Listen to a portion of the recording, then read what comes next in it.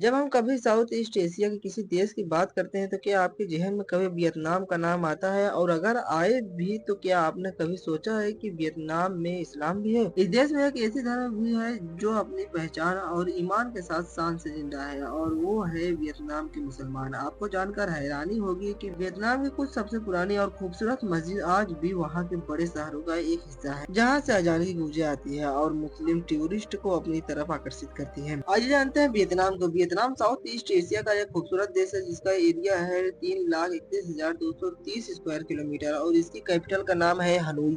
ये देश अपने हिस्ट्रिकल वार्स, स्ट्रीट फूड के लिए जाना जाता है, लेकिन एक और रंग है जो इस देश को मुकम्मल करता है, वो है इसकी मुस्लिम कम्युनिटी। आइए जानते हैं कि वियतनाम में इस्लाम कैसे आया। इस्लाम वियतनाम में पहली बार 13वीं शताब्दी के बीच में आया था। अरब व्यापारियों के जरिए उस वक्त वियतनाम का ही चंपा साम्राज्य के अंडर था, जहाँ काफी मले मुस्लिम व्यापारी आए और फिर इस्लाम ने अपना असर सदन वियतनाम, खासकर अंजियांग, जीमन सिटी और तेनिया तक बढ़ा लिया। आइए बात करते हैं वियतनाम के टोटल पॉपुलेशन और मुस्लिम पॉपुलेशन की। अगर बात किया जाए वियतनाम के पॉपुलेशन की तो ये 10 करोड़ के आसपास है और वियतनाम में लगभग 1 लाख से ज्यादा मुसलमान रहते हैं, जो देश की जनसंख्या की 0.3% बनते हैं, जिनमें से ज्यादा जनसंख्या चंपा मुस्लिम्स की है। वर्तमान में वियतनाम में 70 से ज्यादा मस्जिदें मौजूद है और ये रही वियतनाम की सबसे बड़ी मस्जिद। नंबर 1 पर है मुबारक मॉस्क, जो कि एंगियांग में स्थित है। ये सबसे पुरानी और यूनिक मस्जिद है। मलेशियन आर्किटेक्चर द्वारा निर्मित किया गया ये मस्जिद बाहर से देखने पर बहुत खूबसूरत दिखता है।